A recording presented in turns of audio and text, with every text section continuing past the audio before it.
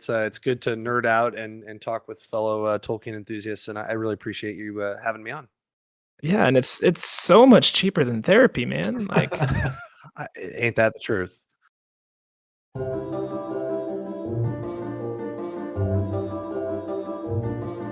welcome, my lords, to the Well-Earned Comforts podcast. I'm Sam. And I'm Seth. Thank you for joining us on the Walls of Isengard as we explore the many works of Tolkien and discuss life. We're glad to have you as part of the fellowship, as there's no telling where we'll be swept off to, and especially today, there's definitely no telling where we're going because we have an extra guest. So rather than just jumping into Seth and I babbling like Butterbur, we're going to hear from somebody you've never heard before, a guy named Mike. He is a husband, father, humanities professor for 13 years, and an author. We are getting the big names up on this podcast now. He is the author of The Good News of the Return of the King, The Gospel in Middle-earth, which I am so excited to hear about. But we're just going to give you the floor, Michael, if that's all right. Go ahead and tell us who's Michael and how'd you got in Tolkien and what do you like? Yeah. About it? Well, I mean, you summed up my most important jobs right away. I mean, husband, father of two. So we have an 8-year-old Lucas, 5-year-old Annabelle. They're both handfuls. Lucas just got his orange belt in Taekwondo. Annabelle is 5 going on 15. Very sassy, spunky. We love it. You know, she's going to give. That's cool with us. She's into dance. You know, those are my most important jobs. So obviously, it's the most important thing I could tell you about who I am. But yeah, this is actually my 13th year as a humanities professor. I teach at St. Petersburg College in Clearwater, Florida. And as you said, I wrote a book came out in September of 2020. So it's been out for a couple of years now. Called The Good News of the Return of the King, The Gospel in Middle-earth. It was published by Whipfenstock out there in, I think, Oregon. So, yeah, I mean, you guys want me to talk Tolkien and how I got into him? Is that good? Yeah, good please. Just okay. What we kind of do is we started this podcast just kind of sharing, because obviously Tolkien is more than just a hobby for us at this point. You know, he's part of our lives. He's maybe even a part of our identities, which maybe shouldn't be a thing, but we... You know, anytime somebody asks me, like, what are you into? And then I'll be like, I'm into Tolkien. And I'll just tell them more than they want to know. And so, whatever you want to share, man. Yeah. Okay, cool. I mean, it's the same for me. I mean, part of my story I tell in the preface of my book is that I'll be honest. I mean, I'm a practicing Christian, consider myself very devout. But early in my walk with Christ, I felt that I was getting more excitement out of Middle-earth than I was the Bible. I know that's not God's fault. It was my fault. And yet I know that it was sort of part of God's plan. Not sort of, it was God's plan. Now that I can kind of look back and see it. And it's interesting in 2001, because, you know, the first Peter Jackson film, talk about bloopers. I was on a podcast last year or something. And the guy said, Samuel Jackson. It was cracking me up. I'm like, man, I'm tired of these the dwarfs in this. I just had it going through my head. It was hilarious. But, anyway, that would be epic. it was funny. I think he fixed it, sadly, but it was good. So just a little bit of humor. But in 2001, before the Peter Jackson first film, Fellowship of the Ring, came out, early in the year, my mom was kind of coming back to Christianity after a really bad, actually near-death experience with a car accident. And I also discovered Tolkien that same time through the books. My brother Chris read them to me. I didn't realize at the time that these two things were kind of perfectly timed and related. But as the years went on, you know, and after the first movie I saw it, I kind of finished reading everything and then gradually got into The Hobbit and the Silmarillion and all that. But it was really interesting to see how God was, now I see this in retrospect, putting all the pieces together. And I think it was all part of his plan that I would kind of find and hear the gospel best first expressed in Tolkien's writings. And, you know, I know later on we'll talk about how Christian these stories are to him and how important that was. In fact, he said on a rank of, you know, least and most important, that was the most important thing about him. So I think that really needs to be said. And so, you know, I mean, there are lots of little moments that kind of spelled it out for me, but what really made Tolkien a part of my identity, I continued to read scholarly books, and I realized that, you know, oh, maybe I've been looking at the Bible all wrong. And man, this how God became king stuff that N.T. Wright talks about in his books really reminds me of a story I've heard before. And like, I never imagined to think of the Bible in that way, but I'm like, oh, this reminds me of Lord of the Rings. And so through the writings of Peter Kraft, and I don't know if your listeners or if you guys know these authors, but N.T. Wright is an Anglican scholar. Yeah. You know, yeah, really opened my eyes to realizing that I had experienced the gospel first in Middle Earth, and that brought me back to a refreshed reading of Scripture and reading it correctly. So going back to the comment that it wasn't God's fault, I was reading it wrong. I didn't have a lot of good guides growing up. I was actually raised Catholic and baptized, received First Communion, and then parents got a divorce, and so we drifted away and then drifted back in 2001. So it's been interesting. But I would echo what you guys said, that Tolkien is definitely a part of me and definitely part of my identity as a Christian, and I'm grateful for him. I think he would be pleased with the reasons why I wrote my book. I hope. Yeah. Yeah. You said that you Cool. were reading the Bible incorrectly and that Tolkien kind of helped change that. What was that change exactly? How do you read it differently now than you did before? I think that's a great question. I think it's more that I'm paying attention to how much God loves stories and myth. And that's how I talk about on my podcast and in my book, myth in the ancient sense of a narrated worldview as a story that appeals to the heart and to the emotions, the imagination, and not just to reason, although it does that too, kind of indirectly. And it was just a more rich and imaginative way of looking at it, and just imagining that I'm caught up in this story of God becoming king in Jesus and what that means, and then looking at the fourfold sort of storyline that we hear so much about today in books written by Christian scholars of creation, fall, redemption, and restoration, and just seeing all of those themes so poignant and crisply expressed in Tolkien's writings. As I came back to the Bible, I was realizing, okay, well, this kind of prepared me to read that correctly, and that's what a lot of people are saying is the right way to read Scripture, and to anchor it in historical understanding. And I didn't know any of that stuff. So to me, it was just to kind of it was dull. Like Tolkien says on Fairy Stories, we need to clean our windows, and I really needed to clean mine. And I think that probably answers the question. I was imaginatively deficient. Yeah, that's awesome. Like being a youth pastor myself, like we have so many students that just don't care to read the Bible, don't even know how to read the Bible. And I remember over the summer, I told the story in Judges of one of the judges stabbing the bad king in the stomach, and his sword went all the way through the stomach and was engulfed by all his fat, and then he fell over dead. And the kid's like, "This is a real story in the Bible." I'm like, "Yeah, go check it out." Like there's a lot more to this than just the do's and don'ts and the rules and the genealogies. Like there's really amazing story in through this. And then you look at the Bible as a whole, the story from the beginning to the end is just a love story, just a love letter written from God to us. And obviously with Jesus being that centerpiece, the king, which I'm sure we'll talk a little bit more here in a little bit. But Michael, what we love to do on this podcast, just a little fun. Riddles in the Dark is what we call it. This is our section where we pick a piece of the trilogy book, a section of dialogue specifically, and without saying any character names, we see if everyone can guess what we're trying to find, like book, context, and character as well. So okay. I'll go first, and I'll do it to I'll challenge Seth first, and then he can challenge you. That way you get a kind of an idea of what we're looking at here. And then I don't know if you have a copy on hand. You can challenge me if you do. One up. But yeah. I have a line here. I can. So I would read a line, right?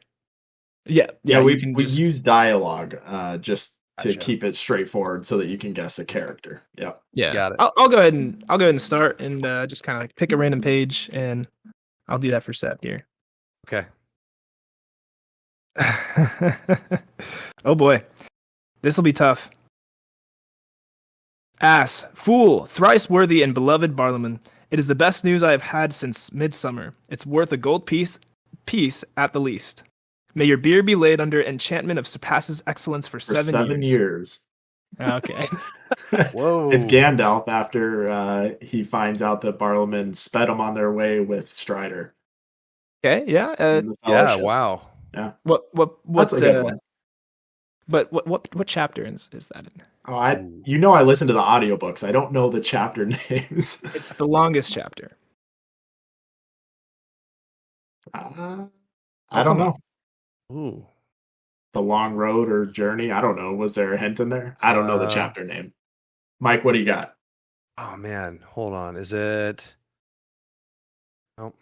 Why would Gandalf be recounting the story? Is it the Council of Elrond? Counts of Elrond. Yes. Okay, Many Yes. Meetings is the chapter before it, right? Yep, you got it. Okay, yes, that is I was reading it to our kids recently, and that took like 2 weeks to get through that. And I'm like, okay, I promise we're almost done. They're like, not a council again. That's funny because that's actually my favorite chapter in the entire trilogy. I just love how it pulls so many different storylines into this, this one chapter. Especially having a bit more like context for first and second age as well as third age, because they talk a lot about the history of everything else too. So bet. All right, Mike. So I'm gonna do the same thing here. Pick a random page and find a piece of dialogue here.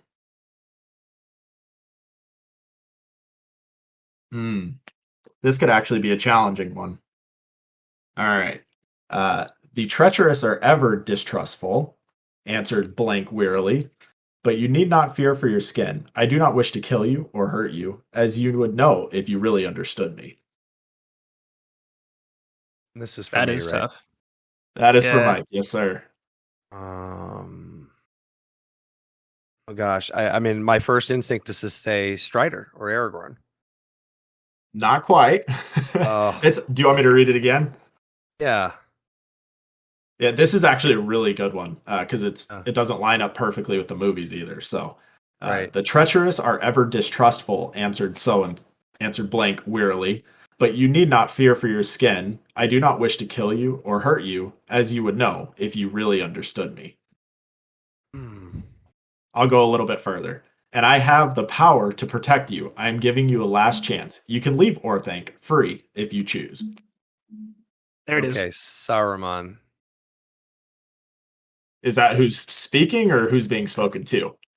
It's who's speaking. Backwards actually. Is it really? Yeah. Oh, it's the return. It's the Return of the King. Well, that's why I said it doesn't line up to the movies properly. Right. So who's speaking then? That is Gandalf speaking to Sauron when they ride up to Isengard after the Battle of Helm's Deep. That makes sense now that he's Gandalf the White and speaking with more authority. Okay, that was super tricky. That's probably the hardest one we've ever done, honestly. That's a good line. No, that's good. Well, thanks a lot for saving that for me. Yeah, I know. I got some more to be, guys. Come on. I'm kidding. All right, Mike, go ahead and pick one out for Sam. See what we got here.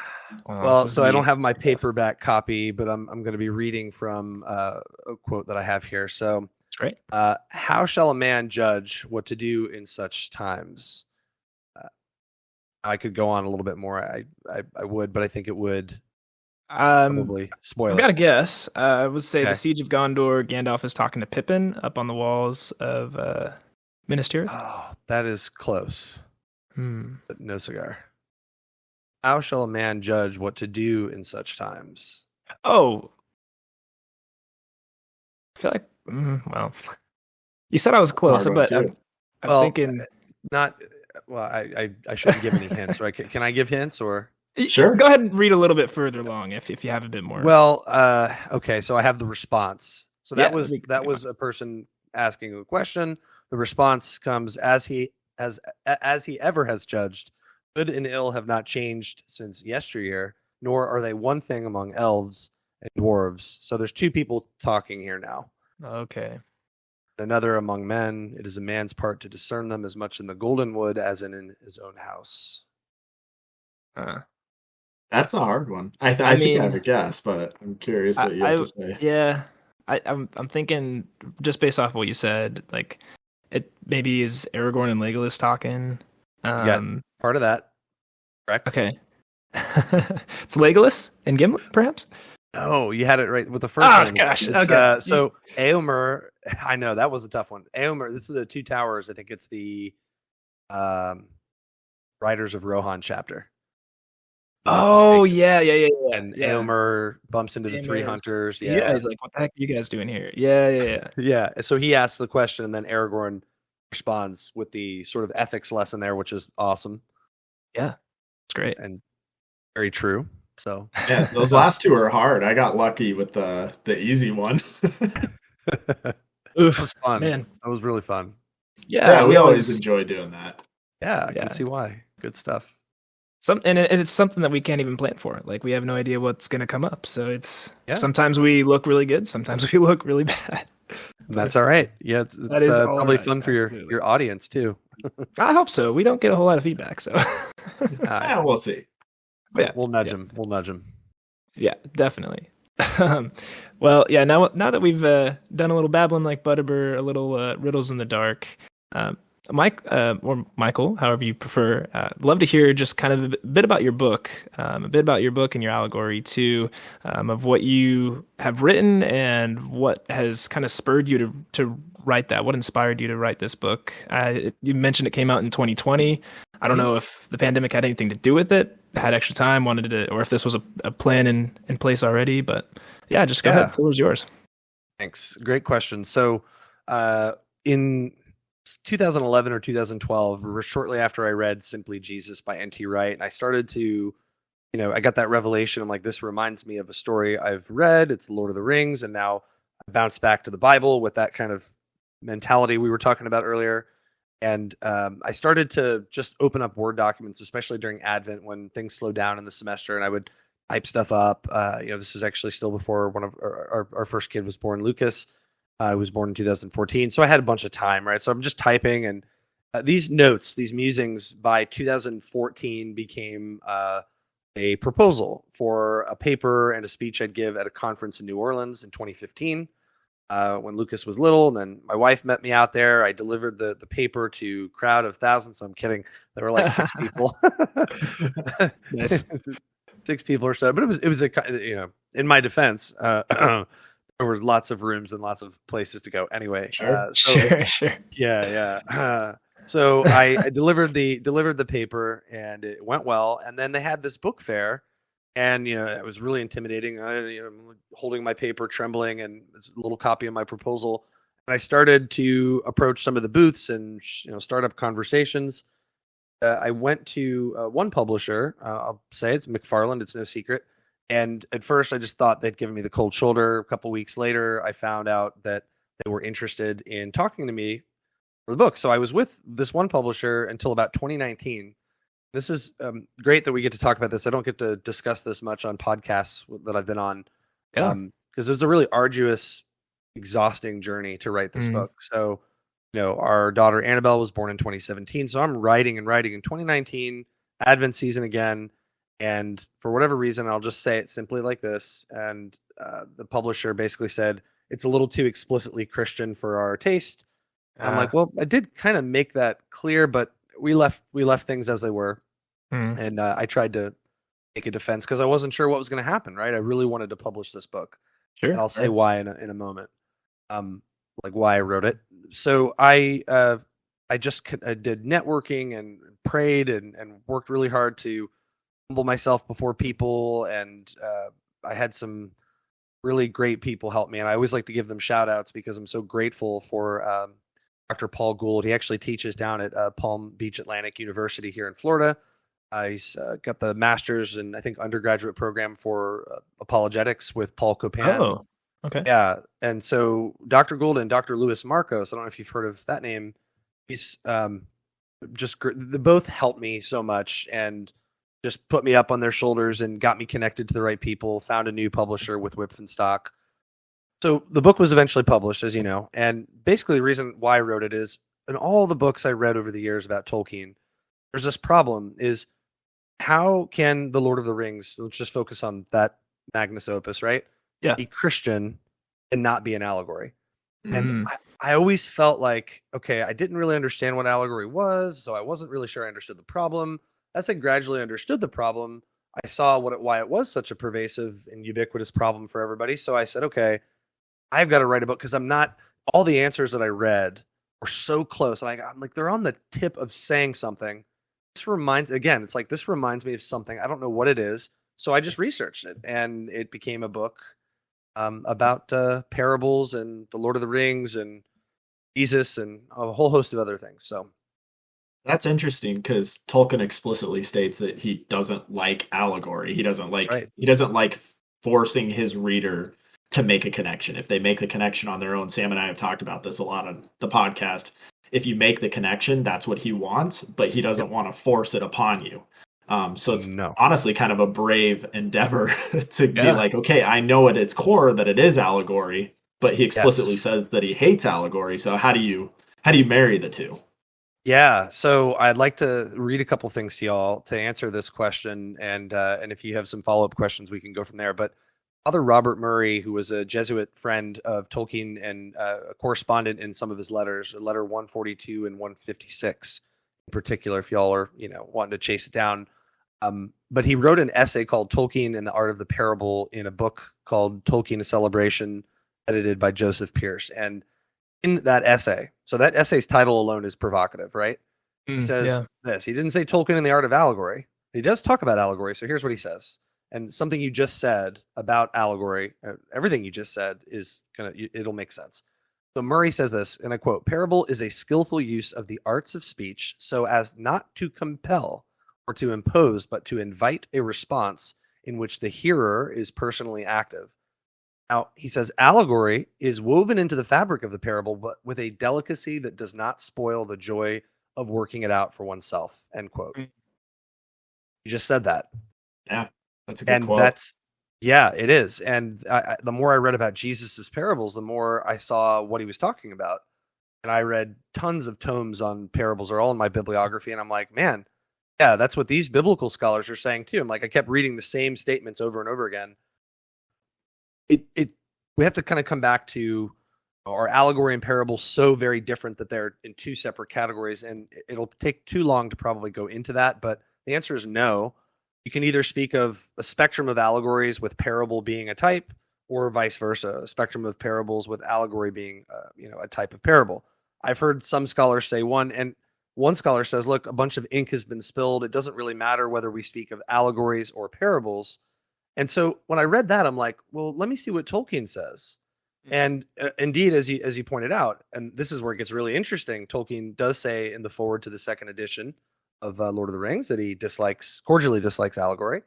But what else does he say? In several places, he has lots of different interesting things to say. Here are just a couple of thoughts. He says in letter 186, I'm indebted to Tolkien scholar Joseph Pierce for pointing this out in his own book. He says, Tolkien says, of course, my story is not an allegory of atomic power, but of power, with a capital P here, exerted for domination. I think he's probably talking about Sauron, among others. So I read that, and then I read Pierce, and he said, well, Tolkien says that The Lord of the Rings is an allegory in one sense, but not in another. So now we have two different kinds of allegories?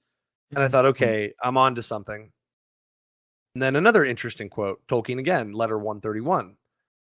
For those of you that don't know who are listening, I know you guys probably know, the collection of letters I'm referring to are edited by Humphrey Carpenter. You can find them on Amazon or as a Kindle book. So letter 131, Tolkien says, I dislike allegory, the conscious and intentional allegory. At any attempt to explain the purport of myth or fairy tale must use allegorical language. Now, that's another interesting thing he says.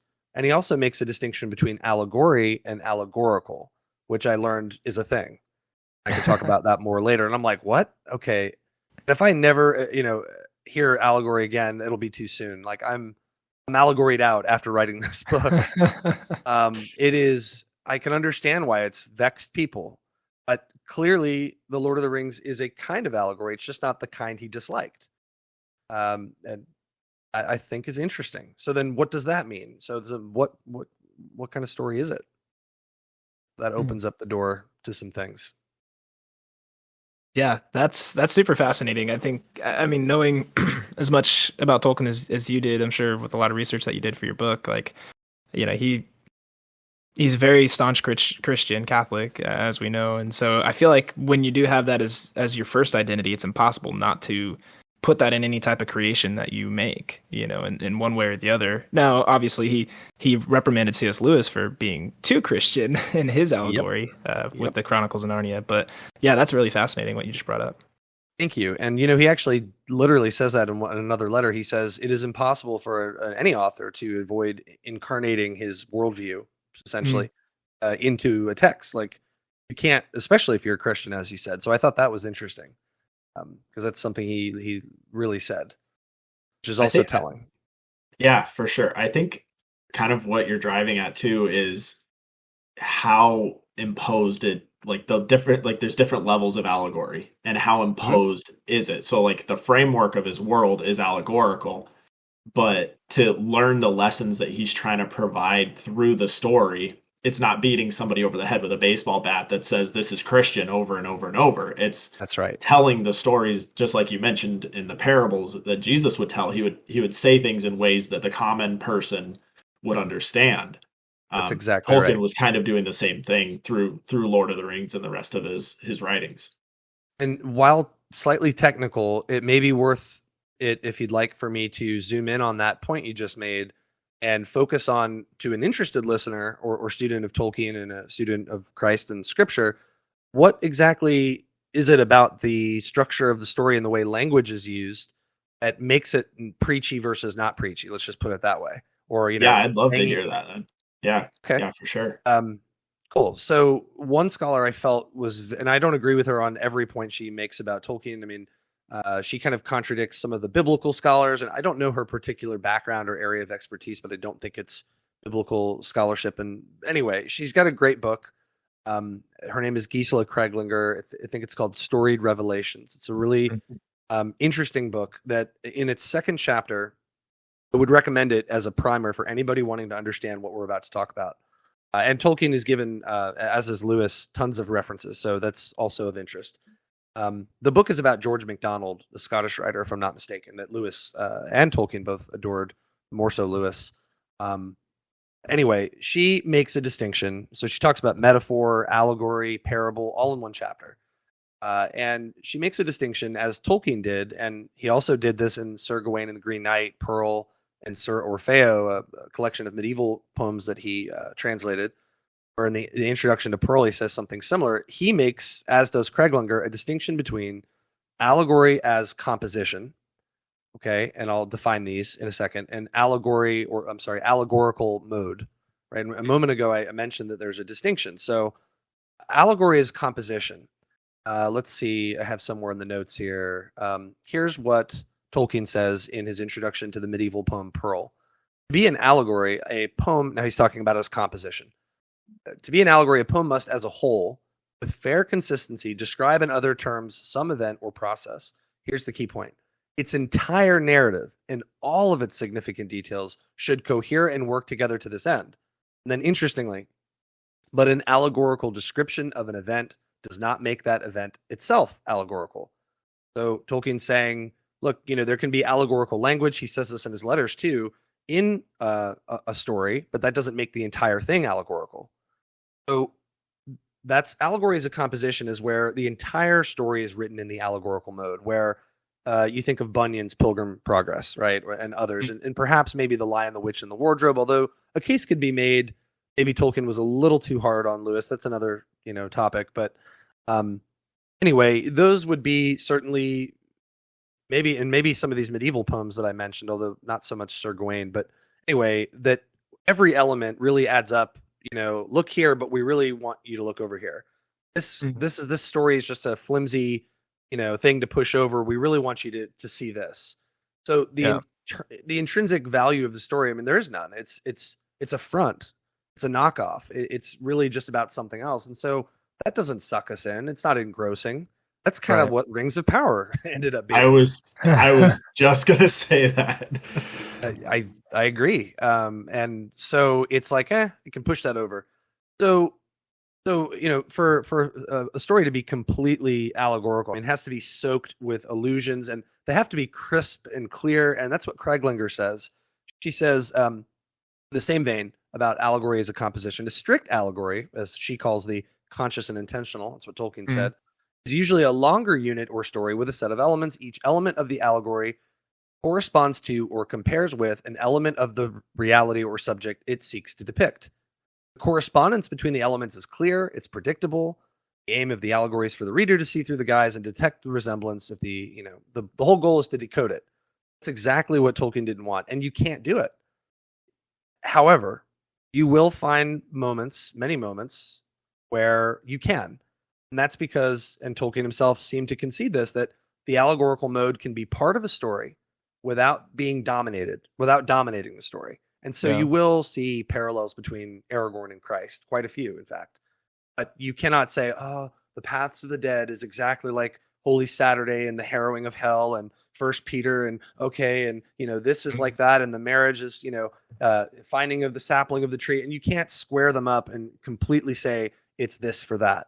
But the illusions and the suggestiveness between the two things are there, but they're mysterious. It's not clear, which is awesome. That's fascinating. Yeah, I hadn't thought about it in those terms before, but I mean, Sam and I have kind of surface level discussed that without understanding kind of the depths and the descriptions and all the definitions that you gave. Well, I'm glad, because I was in the same boat, and it was just, you can ask my wife. I was pretty much banging my head against the wall trying to figure this out for years, and it was just maddening. And so having the language, I don't always talk about it this way, but having the language to kind of explain to somebody, to go a little deeper, helps like understand the anatomy of how a story like this works. In the metaphorical mode, essentially, scholars tell us, and this is the great thing about parables, and some scholars have described The Lord of the Rings as a parabolic novel, which is fascinating. When the story shifts into metaphorical mode, we're interested in dissimilarities between two things and finding few similarities, but like I was just talking about with Aragorn. So the metaphorical mode is more mysterious, it's more suggestive, it isn't substitutionary. That's the funny thing. Everybody thinks metaphor is this for that, but that's really what allegorical is. Metaphors are like, this is kind of that, but not really. It's suggestive. And I'm like, wow. So a good parable has an alternation between the allegorical mode and the metaphorical mode. I talk about this in my book. And when the allegorical correspondences you begin to find, let's say between the biblical narrative and characters and events, types, etc., in The Lord of the Rings, when they begin to break down, like when you talk about Elendil and his sons, and Arien and Isildur coming to Middle Earth from, the destruction of Numenor, you think, oh, it's Noah. don't forget his daughter. Oh my gosh! Yes, she was there too. Whatever her name is. Sorry, I don't remember her daughter's name. He's terrible. Sorry, continue. I totally no. We left her in Numenor, I guess. Rather, I did. No. So basically, it's a Noah story, people think, and so it's like, okay, it's not exactly a Noah story, and it doesn't match up with where we would expect it to be in the narrative. And so when those correspondences break down like that, it's actually where we're like almost learning to come back to the Bible and read it with different eyes. And we're also still at the same time able to enjoy Tolkien's story with all of its integrity without, superimposing another narrative onto it. So it's just great how it all works together. Yeah, and it sounds like there's just a whole lot of depth. Like that's what I kind of keep hearing, is that like in order to get an allegory that is everything that you just mentioned, like there just has to be so much depth to it. And I think that's where Tolkien goes beyond the fantasy that we see around the world, or like new fantasy shows or movies. Like Tolkien created an entire universe to just get immersed into, so that you can just enjoy it for what it is, or like you're doing, like you can deep dive into it and kind of see the connections and see where he intentionally or unintentionally just spilled out his heart for the gospel, which is really cool. And I think that does parallel a lot with Jesus, because even his disciples are like, these are hard teachings, who can understand this? And so it's like, well, you'll get there. It'll take some time, but you'll understand here in a minute. And definitely will. It's up to the reader if they want to actually do that. That's right. And it goes back to what Murray was saying earlier, in his essay about the invitation to the reader, right? And it's an open invitation. Christ stands at the door and knocks. You have to open it and let him in. So, but it's bothering me now. What was Elendil's daughter's name? I don't think he had one in Tolkien's universe. It was just in the Rings of Power, or at least not. I know. I can't even remember. But I have no idea. Arien? Arien. That sounds right. It sounds like an Arien. I don't know. No, it was just bothering me. Yarian, I believe, maybe. Yeah, you're close. Yeah. No, that with the show, there's not a match one for one with so many things. Yeah, definitely for sure. Yeah. So just kind of maybe spend just a couple more minutes, then we can dive into maybe our conversation on the show. But I'd love to hear just a little bit more. So your interpretation of the Lord of the Rings specifically, you parallel Aragorn with Jesus, and I know in your notes you mentioned like he's been the king all along. We just hadn't seen it, and especially that's where the difference is between the movies and the books. Like Aragorn owns the kingship from the get-go in the books. Movies, not so much. There's a whole lot of reasons why Peter Jackson didn't do that, but I kind of see what you're saying now, because in the books, Aragorn owns that, and he's on his way to go take his throne, and just expand on that a little bit. Yeah, certainly. Let me just preface it by saying I love Jackson's films for the most part. I think they were very faithful. I wish that they had reforged Narsil, and Anduril before they left Rivendell on December 25th, like the books tell us, but that's not the way it happened. So sure. It was still pretty good. It was awesome, the way they did it, but it was Hollywood. So there are so many authors that talk about this kingship theme. I mean, for Tolkien personally and politically, he was a monarchist, and I don't know much about this subject itself, but as I understand it, he was a big supporter of it, and maybe is probably like Lewis described in ways that are medieval, or certainly a little later than that in English history. But I just think that's important, just to remind people that the language of God as king was very important to Tolkien, because in another letter he says that the Lord of the Rings is all about God and his sole right to divine honor. I mean, that's a pretty explicit statement. That's what Peter Kraft has said, that the main character of the Lord of the Rings, and Tolkien says this too, is God, but he's not there. He's never named, but he's always present, Tolkien says, and that's so true.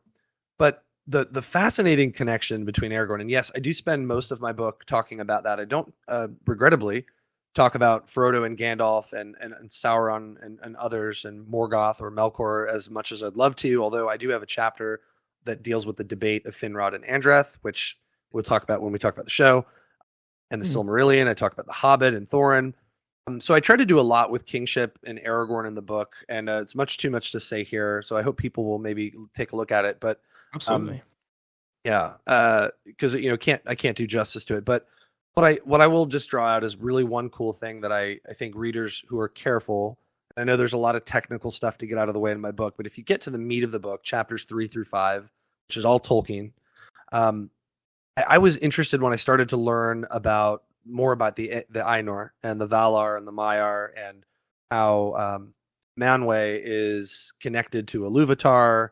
And the way that Tolkien, as I understand it, theologically understood this, is that Manwë he's a Valar, right? As everybody knows, he is God's expression of his immanence in the created universe, whereas Ilúvatar is, a poetic expression of his transcendence. And as we always say in the Christian tradition, God is transcendent and immanent. He's not just, like a deism says, where he's off away from the world, and he's not a pantheistic God or force like Brahman or Tao in Hindu traditions, various Hindu traditions and Taoism. But he's as Tolkien says in the debate text, he's like a painter who enters his picture, but still is the painter, or an author who enters his story.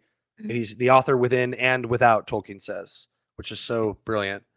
But Brad Berzer, who's a Tolkien scholar and a Catholic, talks about the connection between Ilúvatar or Eru, Manwë, and Aragorn, and how it was always Manwë's destiny to rule through one of the children of Ilúvatar, which are the elves and men, and how he would be the first to rule among Middle Earth. And when Gandalf crowns Aragorn and says, "May the thrones of the Valar endure," so you make all these cool connections, and then draw out that theme, and that's what I do in my book, and show how the story of the gospel, the good news of the return of the king, the gospel in Middle Earth is all about like Frodo says in the Red Book, he says it's all about the downfall of the Dark Lord and the return of the king. That is the gospel in a nutshell. And so I try to draw that out in the text and show how God is present, not allegorically as an incarnation, the way we would maybe expect, but he's still nonetheless present.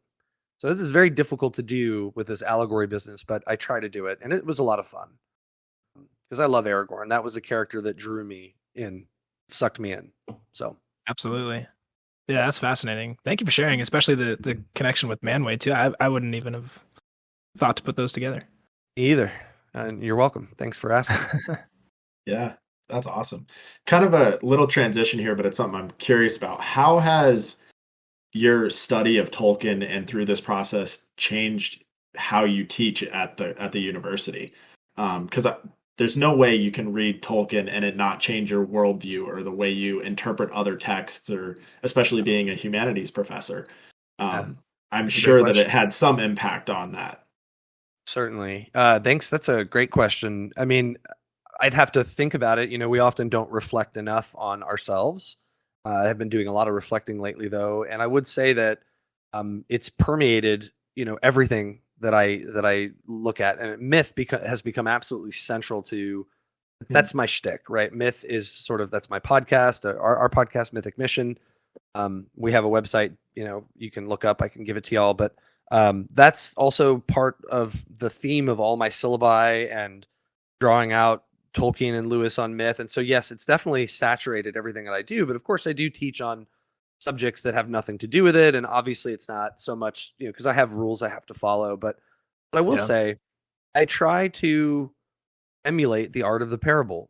And that is the sort of worldview of Jesus, the approach to teaching that Jesus did, which is not hammer over the head. And so I feel that I do try to communicate Christian myth or worldview to my students without communicating it to them, and so I really do feel that it's become a really big part of me. And it's funny though, because I'll have some semesters, like I have a guy in the front row who's basically keeping tally of all my Lewis and Tolkien references, and at first it was kind of like rude because of the way he was doing it, and then it was just kind of like an eye roll, and I'm like, well, listen, you all have favorite authors, and I wouldn't knock you for your favorite game or whatever it is. And so in my defense, I kind of said, these authors are my soul. They're part of my soul. And so they come out in everything that I do. And I think I humbled them a little bit. I hope I did. And now it's more of a funny thing. Like I can tell a few of them are keeping tabs, and I'm going to ask them what the running, tally is, how many references. So I didn't take offense, but it stung me a little bit, because it's like, well, why do you have a problem with that? And I found so many people down through the years have a problem with it. It's because maybe they know they're right. I had a student years ago, I basically quoted Peter Kreeft to them and said, if you love the Lord of the Rings, you unconsciously love Christ in the Christian story. And I think that people push back from that, but it's all too true. So it's hard sometimes not to get defensive of Tolkien and Lewis, and of course, especially of Jesus. So that's hard. It's a juggling act, especially at a secular college, Sure. Yes. So there's that whole thing too. That's hard. Yeah, something that you mentioned, like just that idea that if you love Lord of the Rings, and with what you're saying about it being an allegory, but also kind of not, but like you have to love at least the story of Jesus. Like even if you're not behind Jesus as my personal savior, as my as my God, as my brother in Christ, like you have to understand and love the story. And that's what you just said just kind of blew my mind, thinking like there's so many people out there looking for that kind of a story, and they love the story. They just don't want it to be true for some reason. That's what Tolkien says at the end of On Fairy Stories. He's like, there's no tale that more men ever wanted to not be true, and yet intuit that it is. And so it's like they didn't. It reminds me of Romans 1, and I think Romans chapter 2 as well, where we're suppressing knowledge of God. But we all want to be part of that story. And it resonates with me in my personal story, because that's what was happening to me. I'm like, I think I was trying to reject the gospel, and I'm saying that this isn't that exciting. This is more exciting. And God was like, well, mine is the original, man. Like, read me. And so I get it. But that's all Peter Kreeft. I mean, he's my favorite author.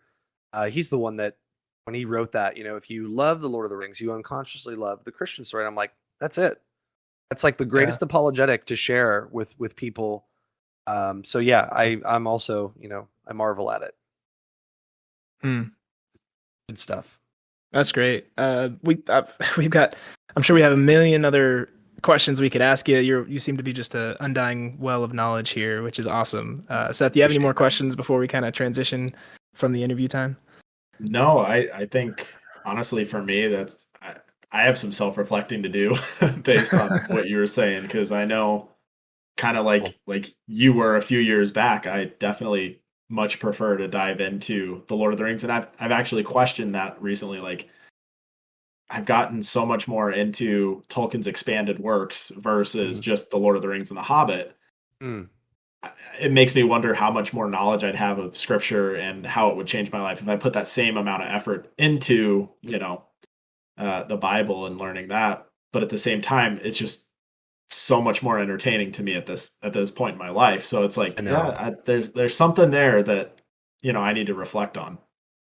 I hear you, and that's great that you have that perspective, and it obviously resonates with me. I would say one last thing to you, just to kind of inspire you in the debate of Finrod and Andreth. I think I learned this from Brad Berzer's book.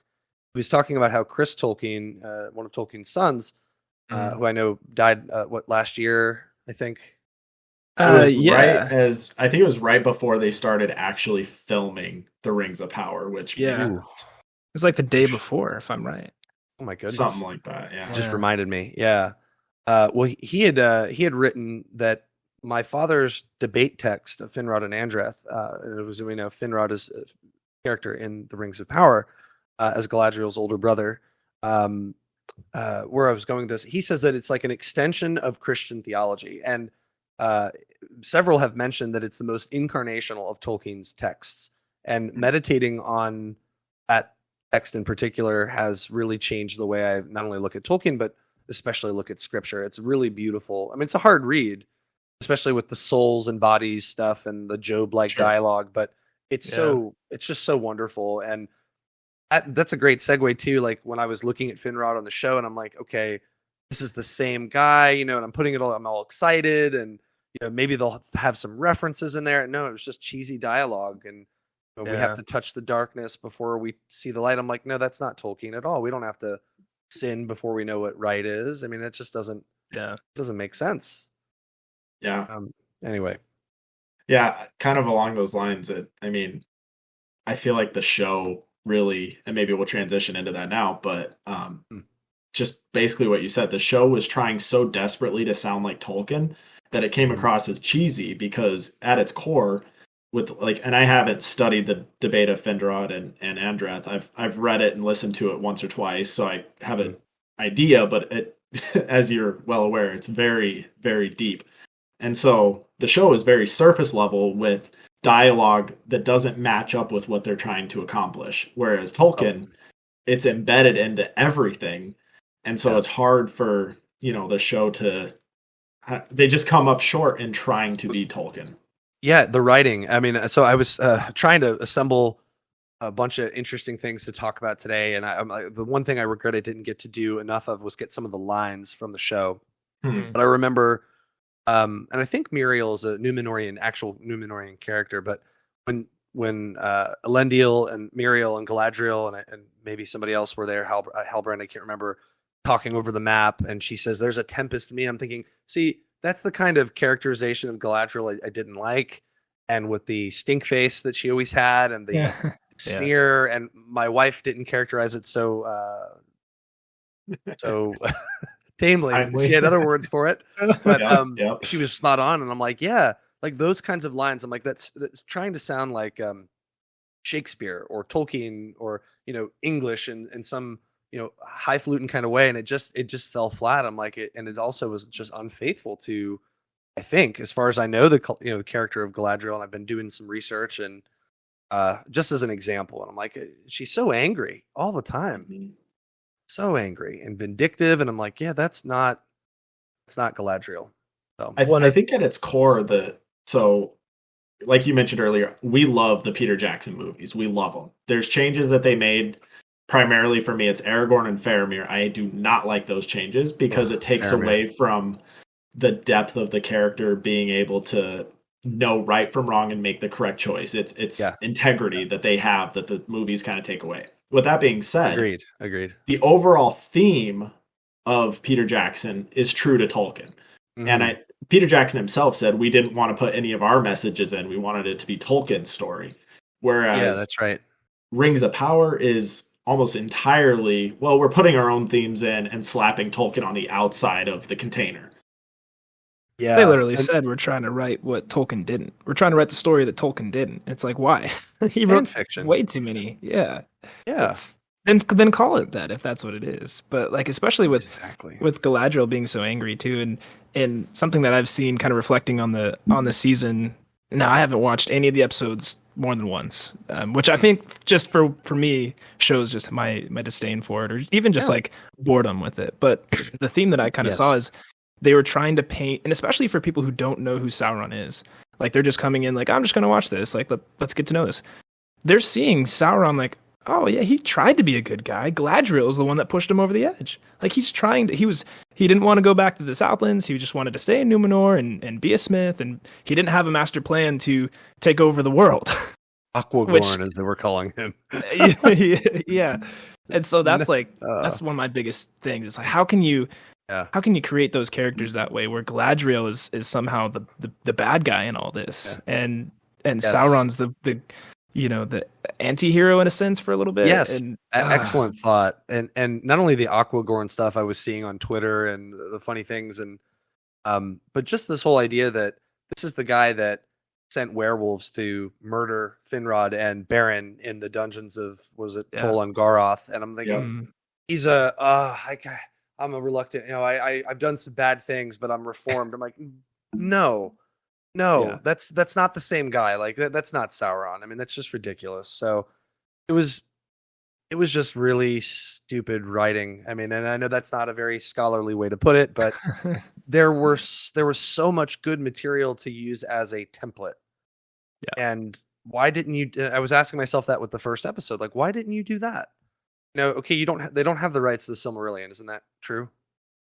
That's what they claim, but I feel like they keep pulling stuff from the Silmarillion and other tales that who knows.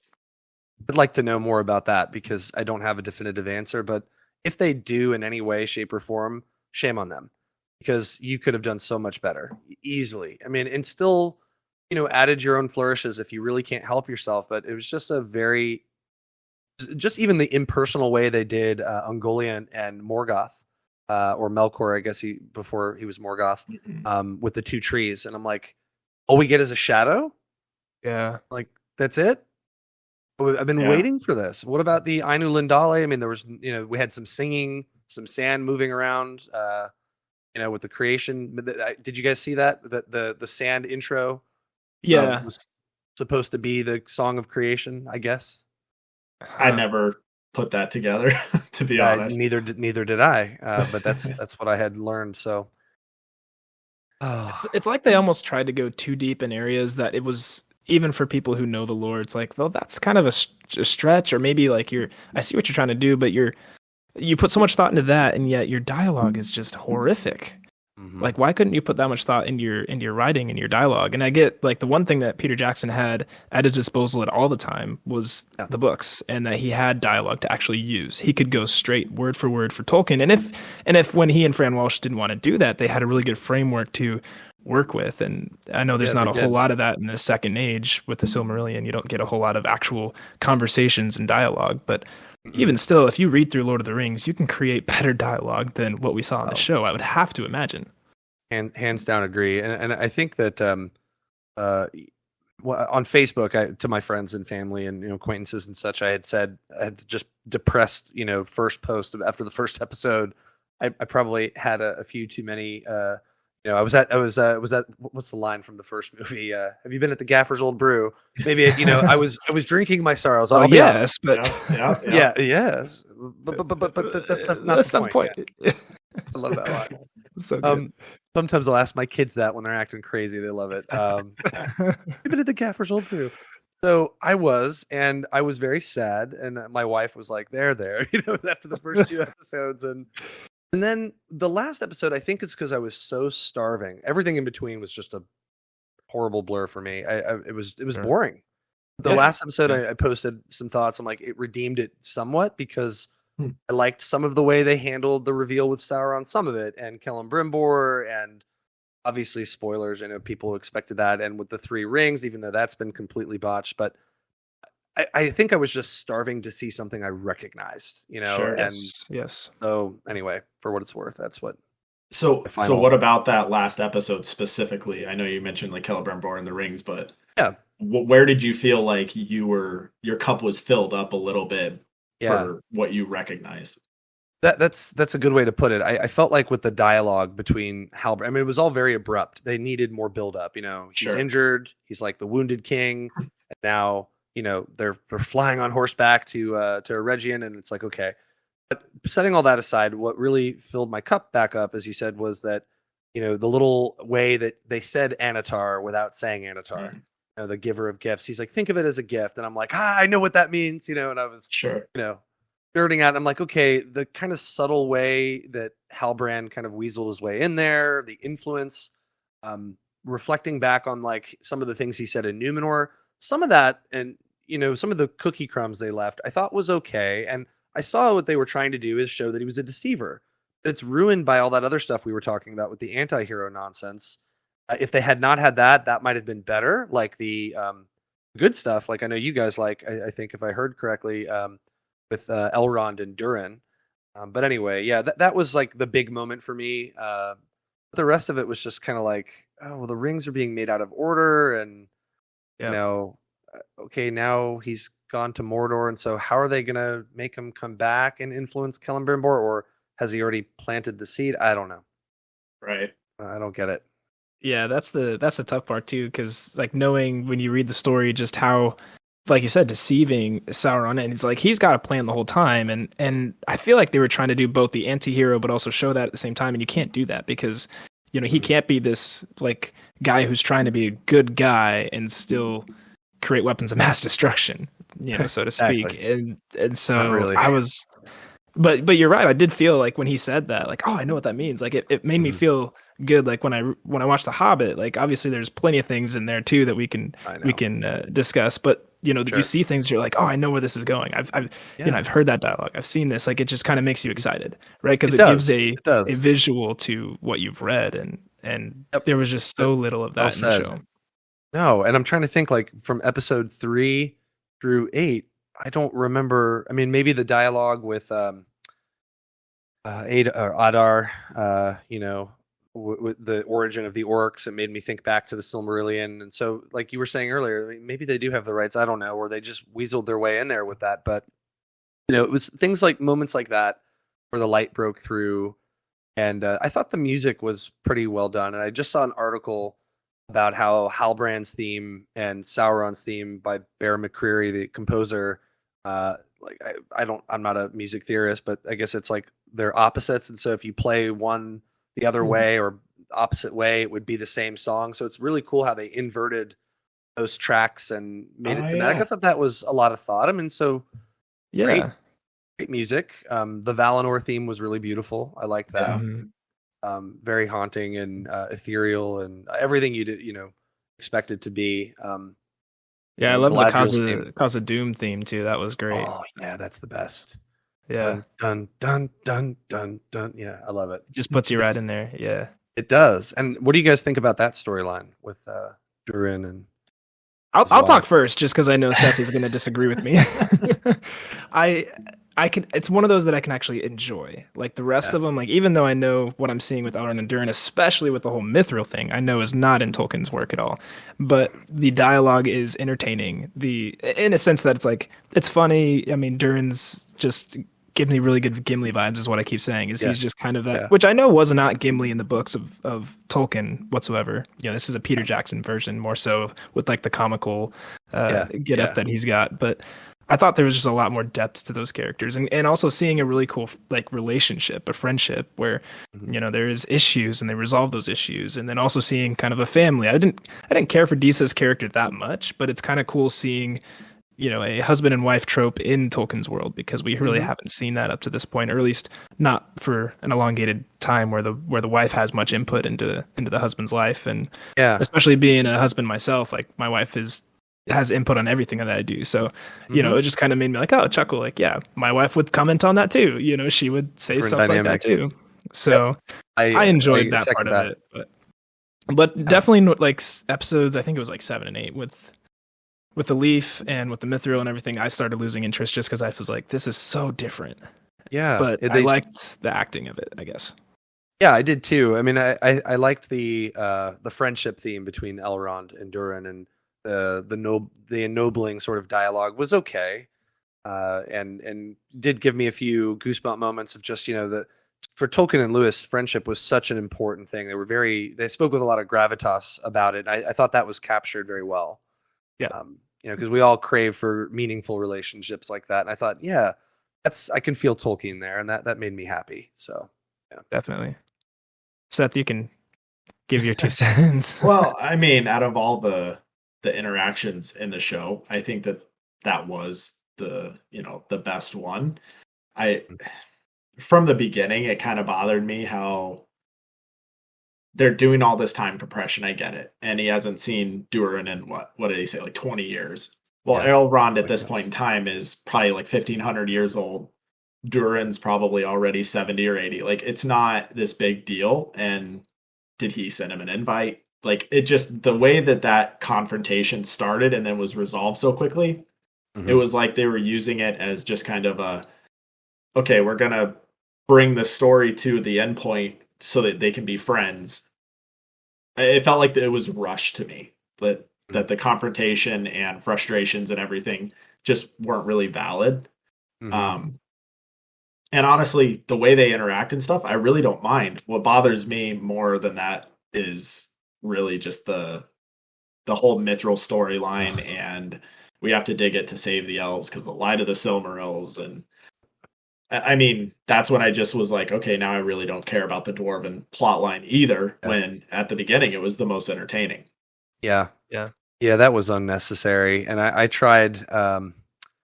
I found I was reading the Silmarillion. I found a few references. I think thematically what they were trying to capture about the beauty of Mithril, and Tolkien has a couple of lines about preserving the longevity of the elves. I'm thinking, did they take these lines and and just warp them? And I'm like, I think they did. They created a storyline out of a couple of references that really had more to do, if I understand correctly, with the elves trying to recreate Valinor in Middle Earth, in order to make it feel, those that stayed at least, to make it more like that. And I'm like, you could have just done that. The whole Arwen Undamiel, that the whole Peter Jackson, her giving up her immortality, I think they were trying to mirror that. Sure. Right, with the necklace and all that stuff. So I agree with you. It just really had me kind of lose interest. How did you feel about the original characters? Me personally, I really didn't care for any of them except Adar. For whatever reason, Adar to me was by far the best original character, and I didn't really care for any of the other ones. I will say I liked the way the orcs were done. They were pretty terrifying. Yeah. Let me say that was well done. Arondir, I think his name is, right.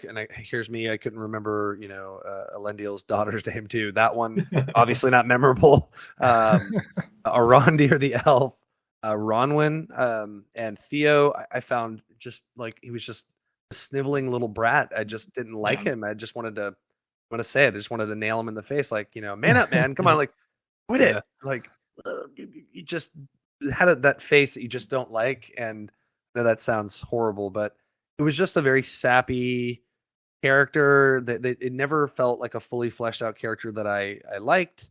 And her, the mom Ronwyn was just. It's like the two lines I always hear in cinema or TV: either there's a storm coming, or who will stand and fight. I'm like, if I hear one more person say either of these lines, I'm gonna end it. I just can't take it anymore. Like, she said it like 3 times. I'm like, just stop. Yep. That's all you say. Sorry, I'm yelling into the mic here, but no, you're good. You're good. You're fine. I completely agree. Yeah. There you go. So take it away. Yeah, those are my thoughts.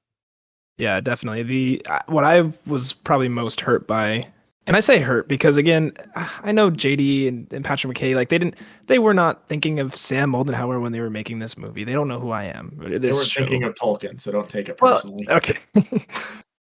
But I had such a personal tie with this because I was like thinking, oh my gosh, more Tolkien, like Second Age, let's go. Whole series we can spend as long as we want in Middle Earth. Like, this is going to be so cool.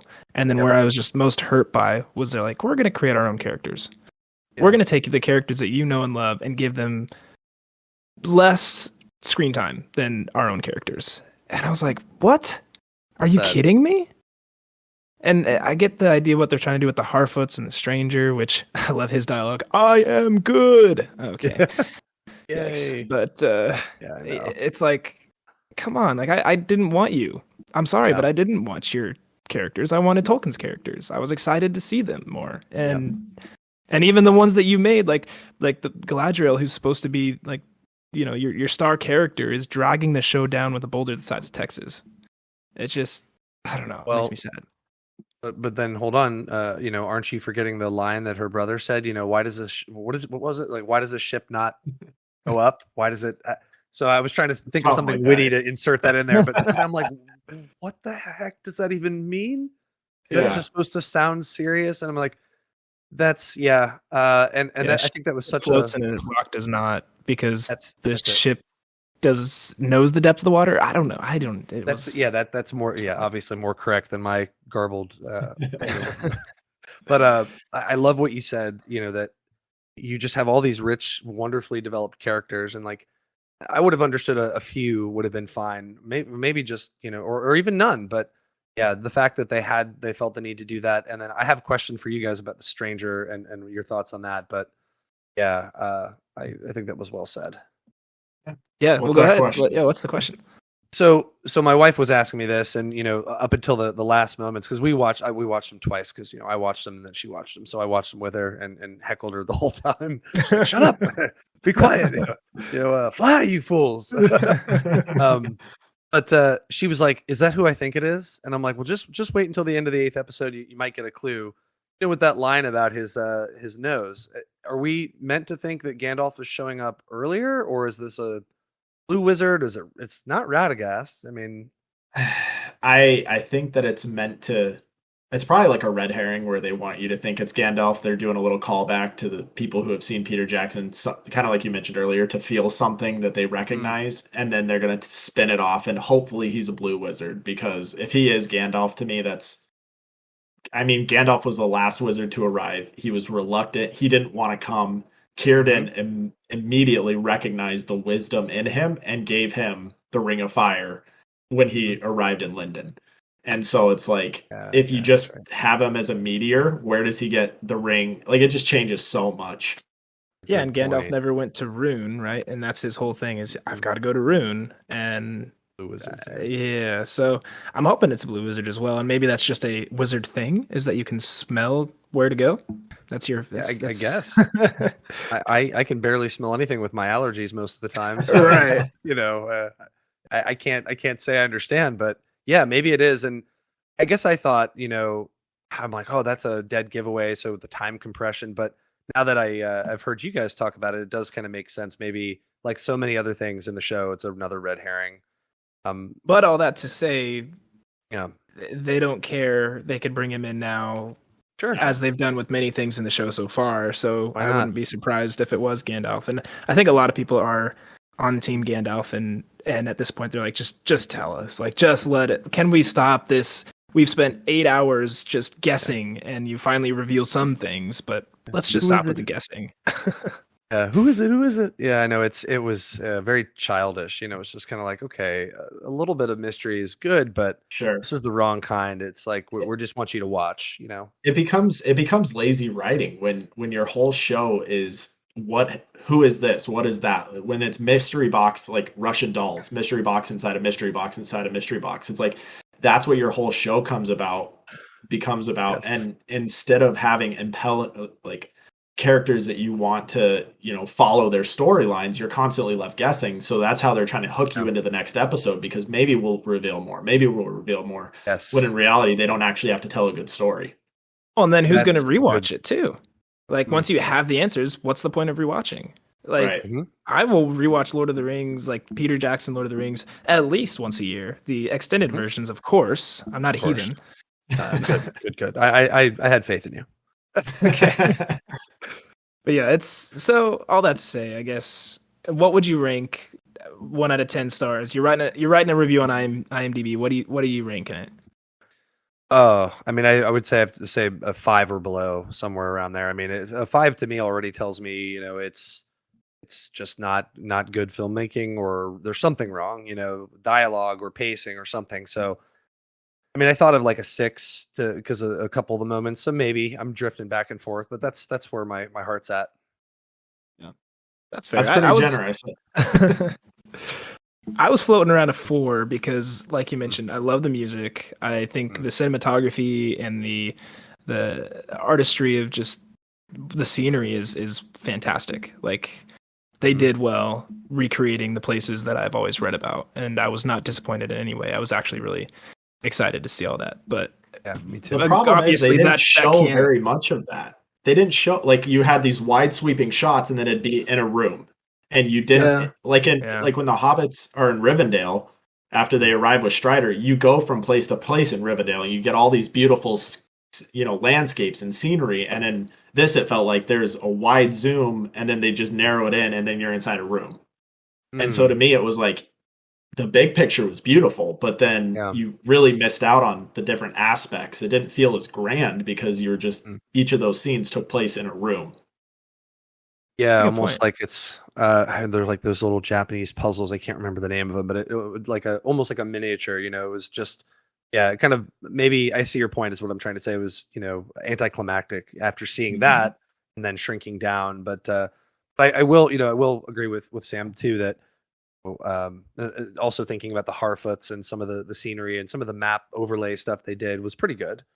I liked seeing the map of Middle Earth and some of the little footprints or dots that showing them where they went. I thought that was well done. But yeah, okay, so a 4, huh? Yeah, I'd say a 4.